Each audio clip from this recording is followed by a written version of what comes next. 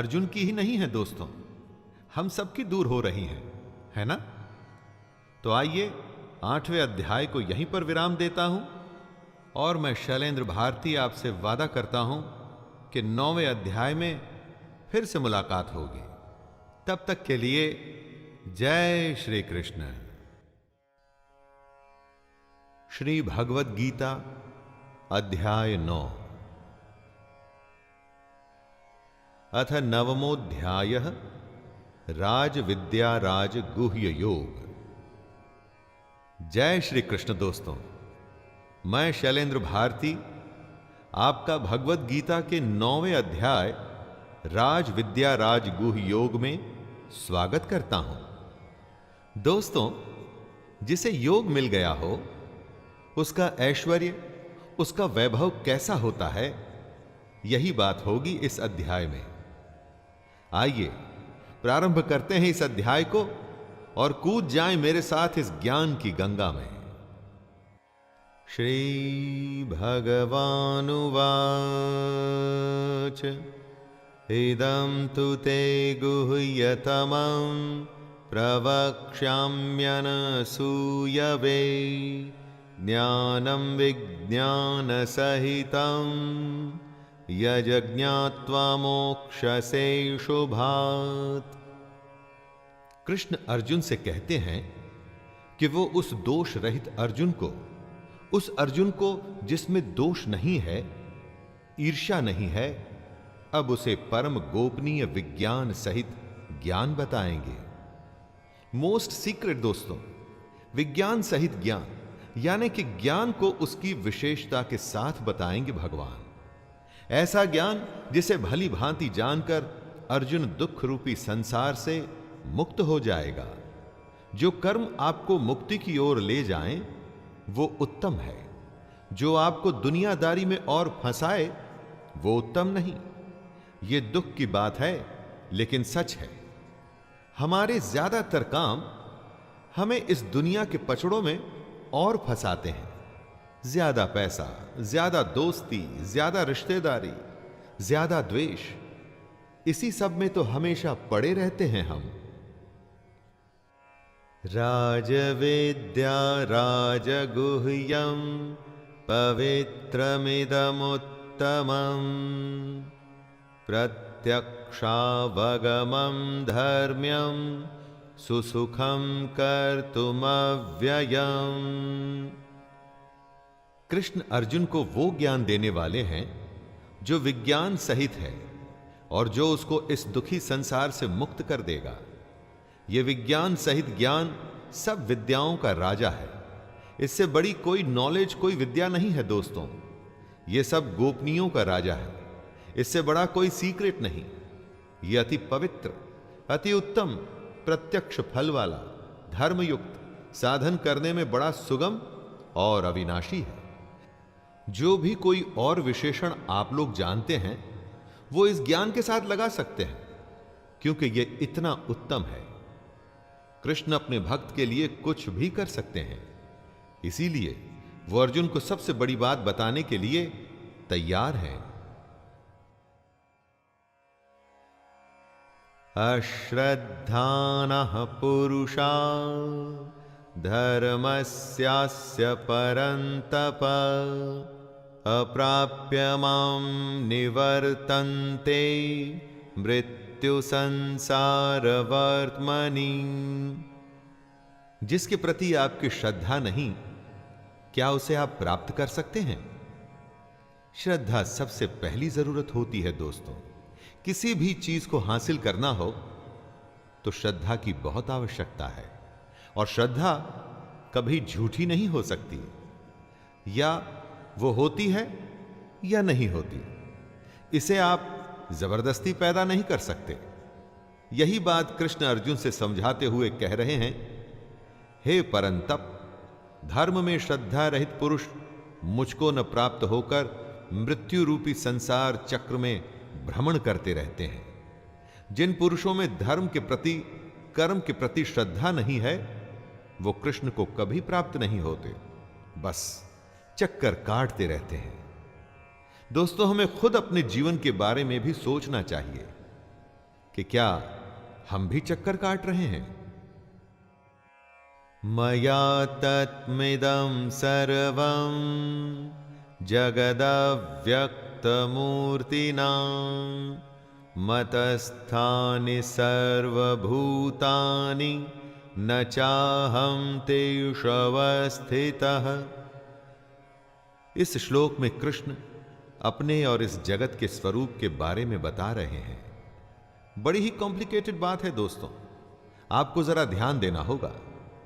कृष्ण कहते हैं, मुझ निराकार परमात्मा से ये सब जगत जल से बर्फ के सदृश परिपूर्ण है और सब भूत मेरे अंतर्गत संकल्प के आधार स्थित हैं, किंतु वास्तव में मैं उनमें स्थित नहीं हूं।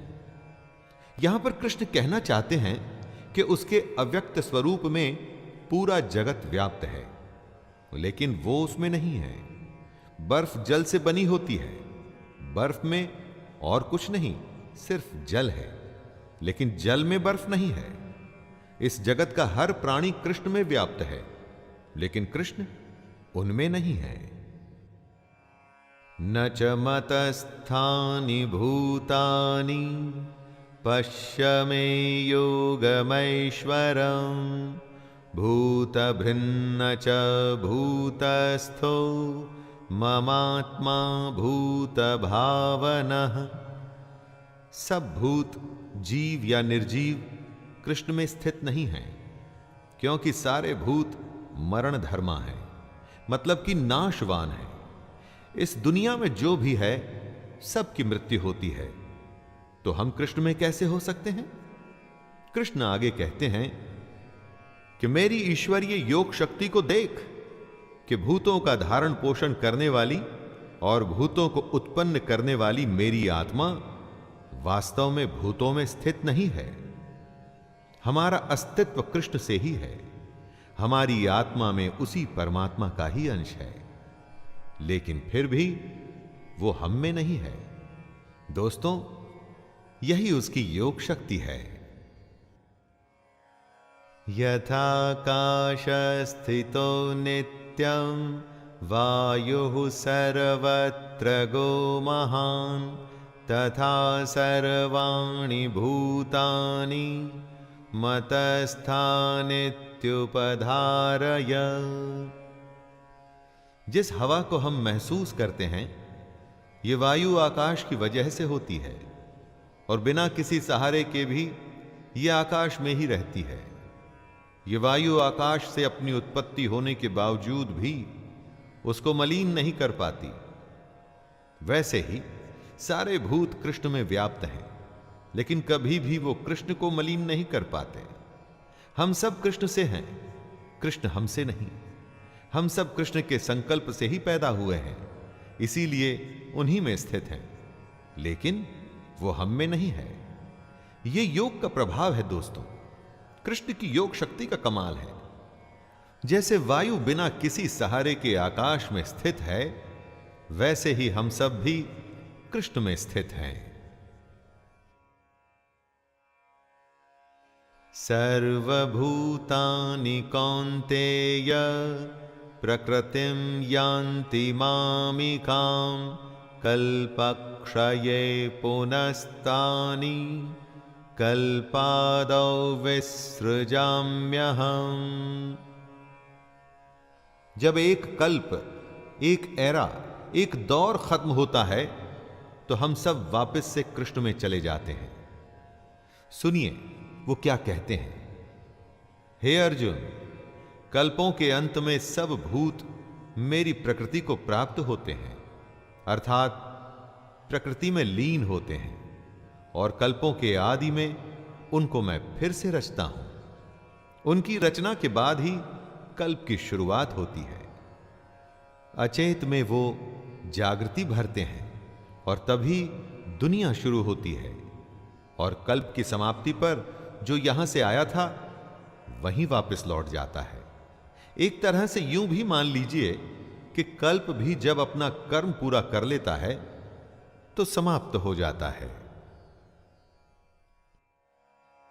प्रकृतिं स्वामवष्टभ्य विसृजामि पुनः पुनः भूतग्रामिमं कृत्स्नम् अवशं प्रकृतेर्वशात्। जैसा कि कृष्ण ने खुद कहा था कि अपने कर्मों से कोई बच नहीं सकता, ऐसा हो ही नहीं सकता कि कोई कर्म न करे, उसी तरह से बार बार सृजन करना ही कृष्ण का कर्म है। इस श्लोक में वो यही बता रहे हैं, हे अर्जुन, अपनी प्रकृति को स्वीकार करके स्वभाव के बल से परतंत्र हुए इस संपूर्ण भूत समुदाय को बार बार उनके कर्मों के अनुसार मैं रचता हूं।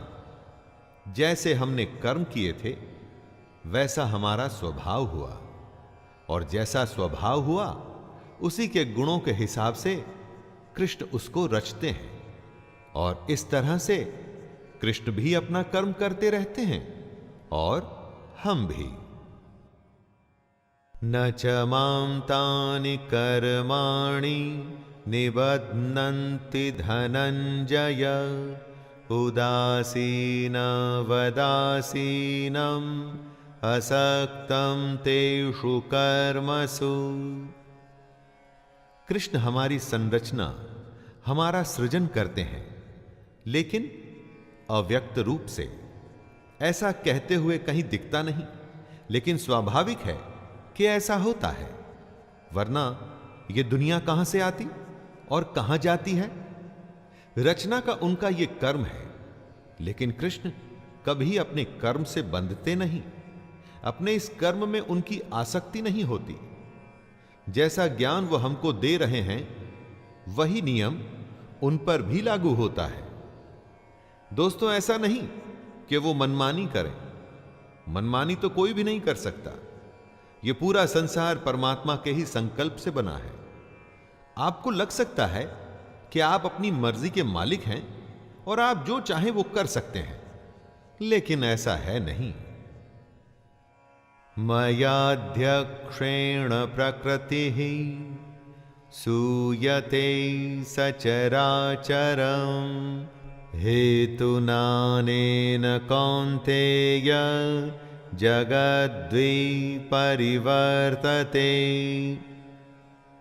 कृष्ण इस श्लोक में दुनिया की रचना के विज्ञान के बारे में बता रहे हैं, और यह भी बता रहे हैं कि उनकी अध्यक्षता में ये जो माया है इस जगत को रचती है। दोस्तों, कृष्ण के संकल्प से ही यह दुनिया बनती है, और उनकी चेयरमैनशिप में माया इस दुनिया को बनाती है, जिस दुनिया को हम जानते हैं। और यही वजह है कि यह सृष्टि चक्र चलता रहता है। हम सब आते हैं और जाते हैं, जीवन मरण का यह सर्कल चलता ही रहता है। इसीलिए हमें इस दुनिया की जानकारी से थोड़ा सा आगे जाकर सच्चाई जानने के लिए कृष्ण प्रेरित करते हैं। अवजानन्ति मां मूढ़ा मानुषीं तनुमाश्रितं परं भावमजानन्तो मम भूतमहेश्वरम्। ज्ञान की तो फिर भी सीमा है, लेकिन अज्ञान की नहीं। ऐसे अनगिनत अज्ञानी हैं जो कृष्ण को नहीं मानते, उन्हें नहीं समझते। यहां कृष्ण से मतलब अर्जुन का सारथी या देवकी नंदन नहीं। यहां कृष्ण से मतलब वो परमात्मा जिसमें ये सारी दुनिया व्याप्त है। जो अज्ञानी उस परमात्मा को नहीं जानते, उनके बारे में कृष्ण कह रहे हैं, मेरे परम भाव को न जानने वाले मूढ़ लोग मनुष्य का शरीर धारण करने वाले मुझ संपूर्ण भूतों के महान ईश्वर को तुच्छ समझते हैं।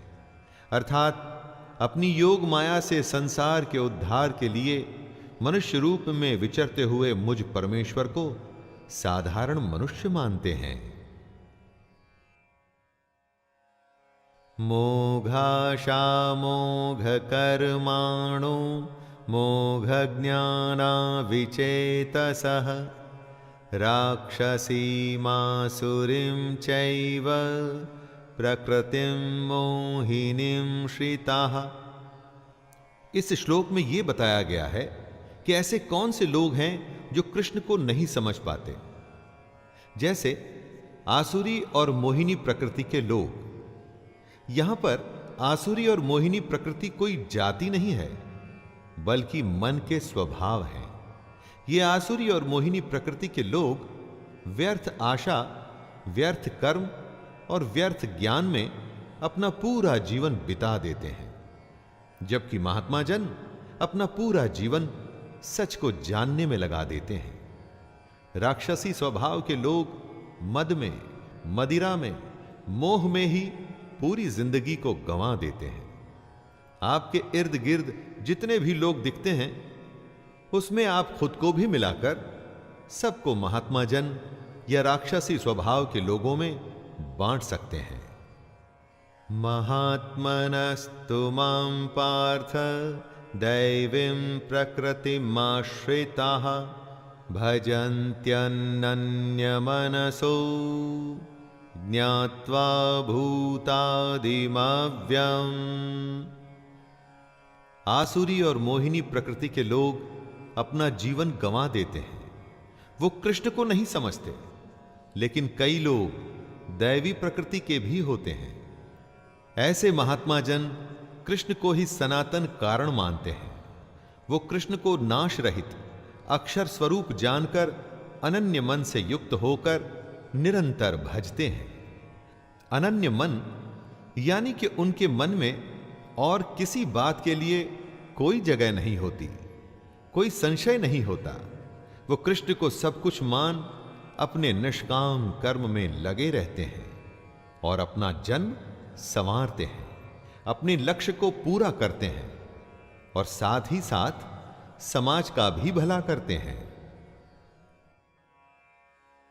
सततं कीर्तयन्तो मां यतन्तश्च दृढव्रताः नमस्यन्तश्च मां भक्त्या नित्ययुक्ता उपासते।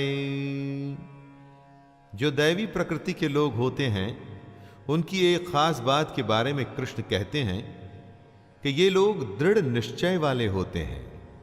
अंदर से मजबूत आत्मसम्मान वाले लोग ही दृढ़ निश्चयी माने जाते हैं। अपने निश्चय से ये लोग कभी हटते नहीं। अपने आप पर और कृष्ण पर भरोसा करते हुए निरंतर भजन करते हैं। कृष्ण कहते हैं कि ऐसे लोग मेरे नाम और गुणों का कीर्तन करते हुए तथा मेरी प्राप्ति के लिए यत्न करते हुए, मुझको बार बार प्रणाम करते हुए सदा मेरे ध्यान में युक्त होकर अनन्य प्रेम से मेरी उपासना करते हैं। ज्ञान यज्ञेन चाप्यन्ते यजन्तो मामुपासते एकत्वेन पृथक्त्वेन बहुधा विश्वतो मुखम्। जैसे भक्त वैसी उनकी भक्ति। दैवी प्रकृति के लोग अपने भजन से कृष्ण को याद करते हैं। उनके अलावा होते हैं ज्ञान योगी, जो कृष्ण को निर्गुण निराकार ब्रह्म मानते हुए उनकी उपासना करते हैं। और ज्ञान योगियों के अलावा कई और लोग भी होते हैं जो कृष्ण के विराट स्वरूप परमेश्वर की पृथक भाव से उपासना करते हैं। दोस्तों, आपका रास्ता, आपकी पद्धति, आपका तरीका अलग हो सकता है। आप अपने स्वभाव से कृष्ण को पाने की कोशिश कर सकते हैं। बात जरूरी यह है कि कृष्ण को जानने की कोशिश तो करें, उनकी कही बातों पे तो चलें। तरीका अपना अपना हो सकता है, लेकिन ज्ञान मार्गदर्शन सिर्फ कृष्ण का। अहम कृतुरहम यज्ञः स्वधाहमहम औषधम मंत्रोहम हमेवाज्यम हमग्निरहम हुतम। कृष्ण अपने बारे में बताते हुए कहते हैं कि कर्ता मैं हूं, यज्ञ में मैं हूं, स्वधा मैं हूं, औषधि मैं हूं, मंत्र मैं हूं, घृत मैं हूं, अग्नि मैं हूं और हवन रूपी क्रिया भी मैं ही हूं। कर्ता मैं हूं से कृष्ण कहना चाहते हैं कि करने वाले चाहे आप क्यों न हो, लेकिन उसके पीछे प्रेरक इष्ट कृष्ण ही हैं। स्वधा मैं ही हूं, अर्थात पितरों के लिए जो मंत्र बोले जाते हैं वो कृष्ण है। औषधि जो हमें ठीक करती है वो भी कृष्ण है। यज्ञ, उसमें चढ़ाया जाने वाला घी और अग्नि भी कृष्ण है। दोस्तों, बात के तत्व को समझने की कोशिश करें। जो भी हो रहा है वो कृष्ण है। सारी क्रियाएं कृष्ण का ही स्वरूप है। पिताहमस्य जगतो माता धाता पितामहः वेद्यं पवित्रमोंकार ऋक्सामयजुरेव च। कृष्ण अपने स्वरूप को समझाते हुए कहते हैं कि इस संपूर्ण जगत को धारण करने वाला एवं कर्मों के फल को देने वाला पिता, माता, पितामह, जानने योग्य पवित्र ओमकार तथा ऋग्वेद, सामवेद और यजुर्वेद भी मैं ही हूं। माता पिता यानी कि जहां से हम सबकी उत्पत्ति हुई है वो मूल उद्गम कृष्ण ही है। पवित्र ओमकार यानी कि ओम भी कृष्ण ही है, क्योंकि कृष्ण कहते हैं वो परमात्मा मेरे स्वरूप में है।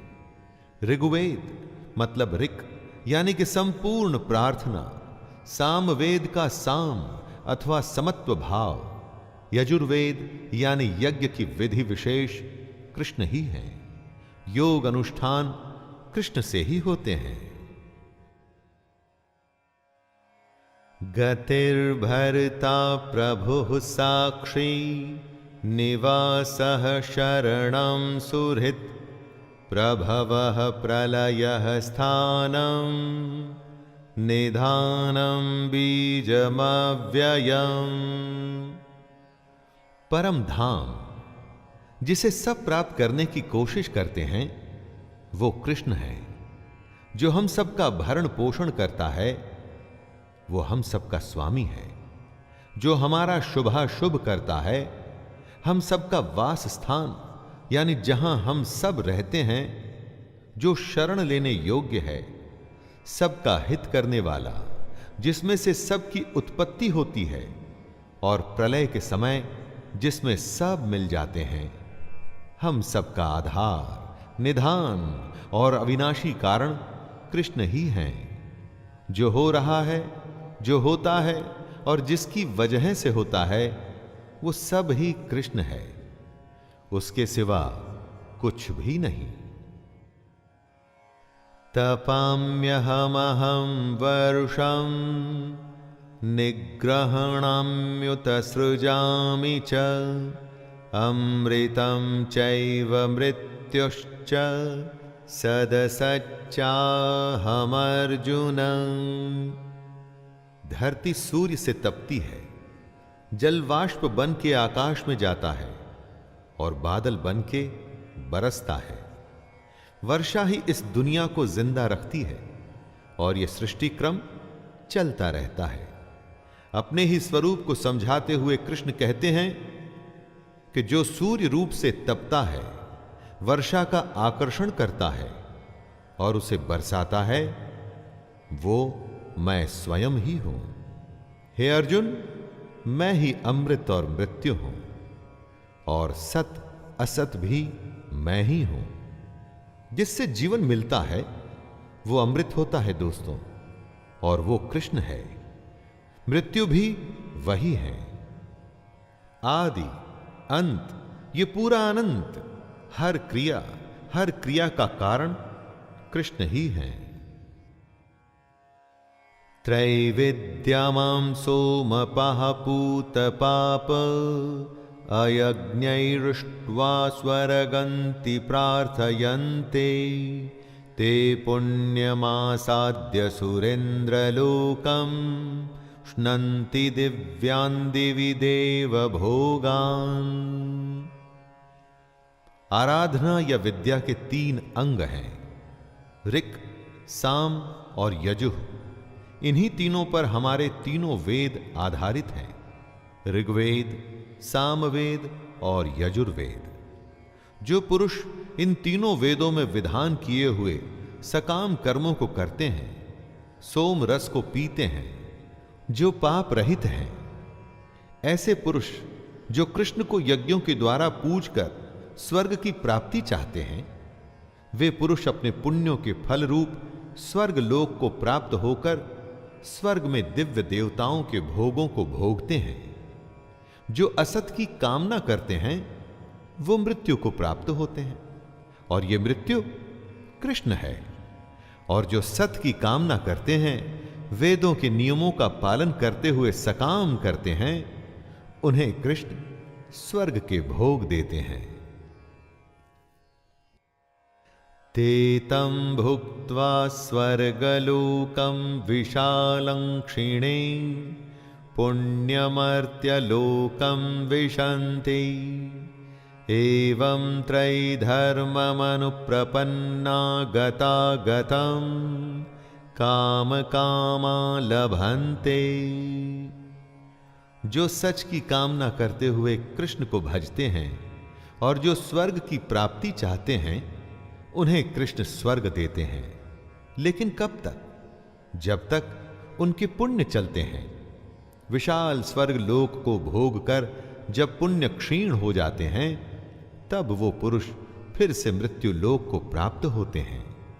इस तरह से स्वर्ग को प्राप्त हो चुके पुरुष भी बार बार आवागमन को प्राप्त होते हैं, अर्थात पुण्य के प्रभाव से स्वर्ग में जाते हैं और पुण्य क्षीण होने पर मृत्यु लोक में वापस आ जाते हैं।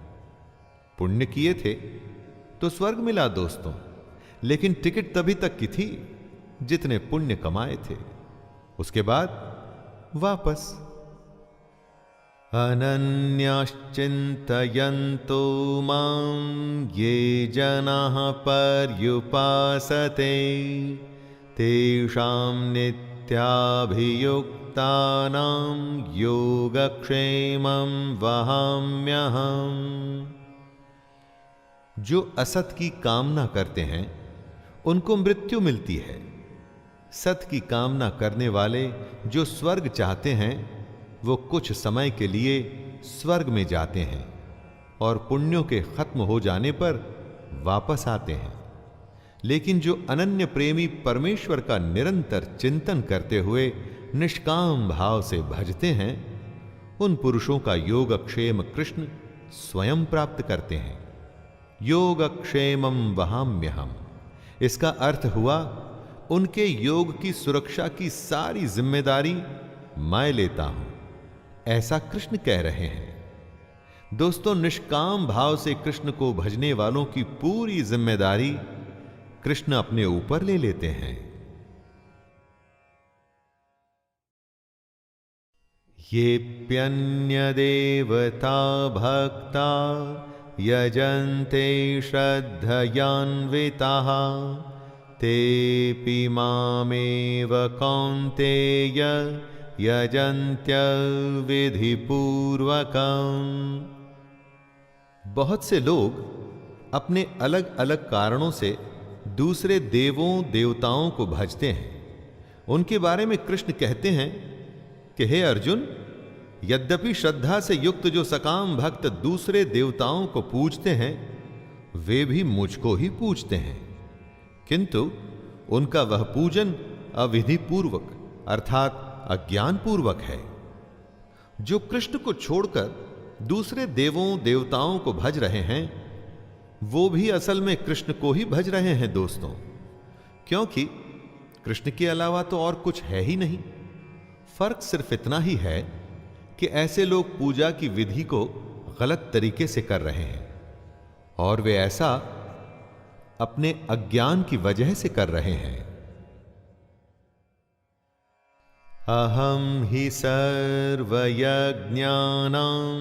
भोक्ता च प्रभुरेव च न तु मामभिजानन्ति तत्त्वेनातश्च्यवन्ति ते। जो दूसरे देव देवताओं को भजते हैं, असल में वो भी कृष्ण को ही पूज रहे हैं, और इसकी वजह है कि संपूर्ण यज्ञों का भोक्ता और स्वामी कृष्ण ही हैं। ऐसे लोगों की विधि सही नहीं और वो अज्ञान में है, क्योंकि ये लोग कृष्ण के परमेश्वर तत्व को नहीं जानते।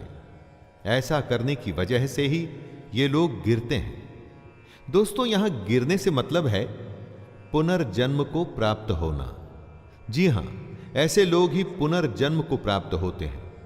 ऐसे लोगों की भक्ति तो चलती रहती है, लेकिन साथ में इनका मृत्युलोक में आना जाना भी लगा रहता है। इसी आने जाने के क्रम से बचने को ही तो मोक्ष कहते हैं, जो इन लोगों को कभी प्राप्त नहीं होता।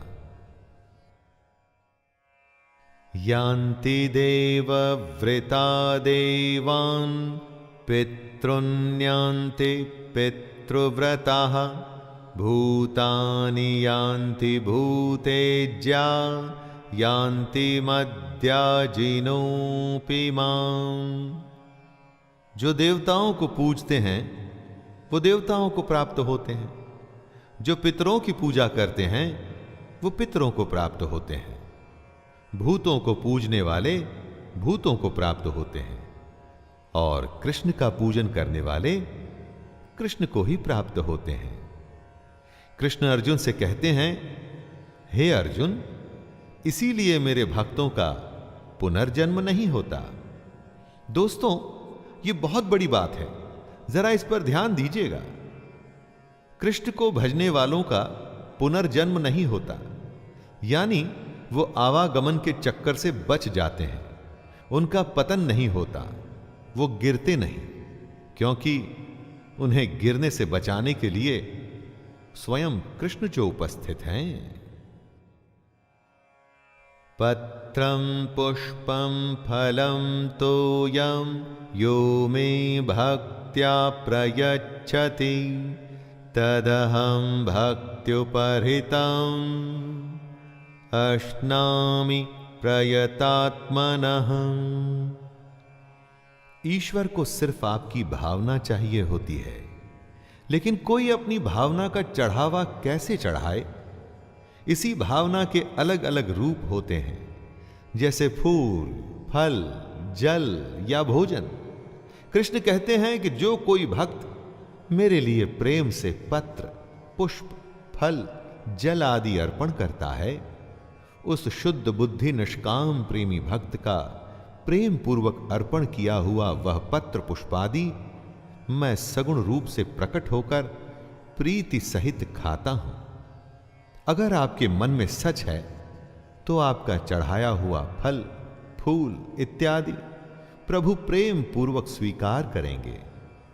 इसीलिए दोस्तों, अगली बार जब आप मंदिर जाएं तो इस बात का अवश्य ध्यान रखिएगा। यत्करोषि यदश्नासि यज्जुहोषि ददासि यत्तपस्यसि कौन्तेय तत्कुरुष्व मदर्पणम्। कृष्ण कहते हैं, हे अर्जुन, तू जो कर्म करता है, जो खाता है, जो हवन करता है, जो दान देता है और जो तप करता है, वो सब मुझे ही अर्पण कर।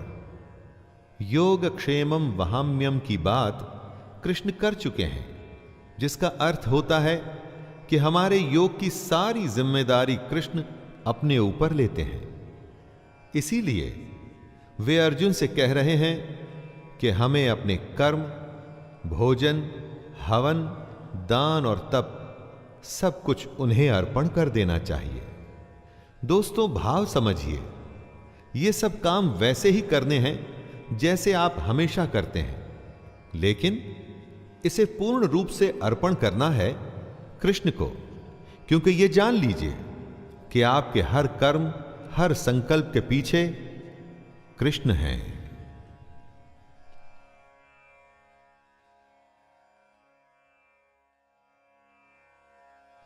शुभाशुभ फलैरेवं मोक्ष्यसे कर्मबन्धनैः सन्न्यासयोगमुक्तात्मा विमुक्तो मामुपैष्यसि। सर्वस्व के न्यास को सन्यास कहते हैं। जब आप अपने समस्त कर्म भगवान को अर्पण कर देते हैं, तब ऐसे सन्यास योग से युक्त चित्त वाले मनुष्य कर्म बंधन से मुक्त हो जाते हैं।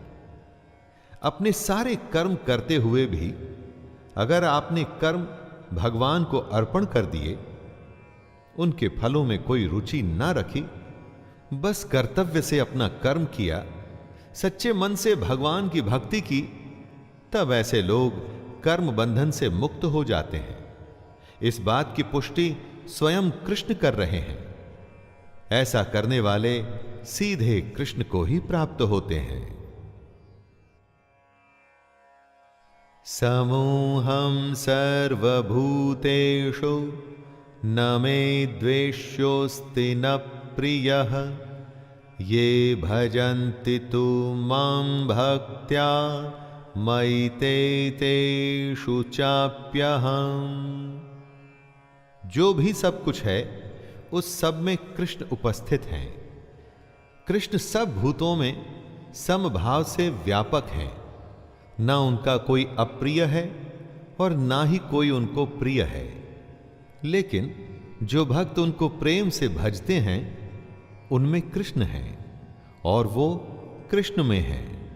कई साधनों में अग्नि मौजूद होती है, जैसे लकड़ी, कागज, ईंधन इत्यादि, लेकिन चिंगारी दिखाने पर ही प्रकट होती है।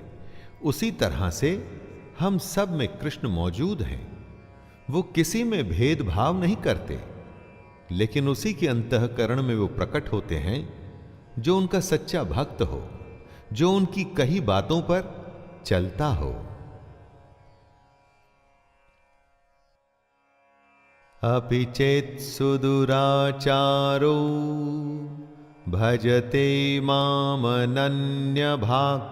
साधुरेव स मन्तव्यः सम्मग्गव्यवसितो हि सः।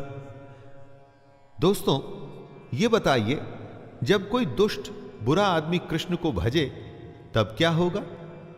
क्योंकि कृष्ण तो ऐसा कहते हैं कि वो भेदभाव नहीं रखते, समभाव रखते हैं। जी हां, इसी के बारे में कृष्ण कहते हैं कि यदि कोई अतिशय दुराचारी भी अनन्य भाव से मेरा भक्त होकर मुझको भजता है, तो वो साधु ही मानने योग्य है। दोस्तों, कोई डाकू विलन भी अगर कृष्ण को भज रहा है तो उसे भी साधु ही मानना पड़ेगा। और इसकी वजह है कि वो बुरा आदमी भजते हुए यथार्थ निश्चय वाला है, अर्थात उसने भली भांति निश्चय कर लिया है कि परमेश्वर के भजन के समान अन्य कुछ भी नहीं है। क्षिप्रं भवति धर्मात्मा स्वच्छान्तिं निगच्छति कौन्तेय प्रतिजानीहि न मे भक्तः प्रणश्यति। दुराचारी का क्या धर्मात्मा बनना समभाव है? एकदम सच्चे मन से भगवान के कहे चलने पर कुछ भी संभव है। निश्चय करके जो अपने मन को अपने कर्म और उसकी भक्ति में लगा देता है, वो सीधे भगवान को ही प्राप्त होता है। दोस्तों, रामायण महाभारत में कितने ही दुराचारी थे जिन्होंने भगवान का स्मरण कर तपस्या कर उनसे वर हासिल किए थे। भगवान ने कभी उनसे भेदभाव नहीं किया। कृष्ण कहते हैं, हे अर्जुन, तू निश्चय पूर्वक सत्य जान कि मेरा भक्त नष्ट नहीं होता। तो दोस्तों, जब दुराचारी की गाड़ी चल जाती है तो क्या हमारा कल्याण नहीं होगा?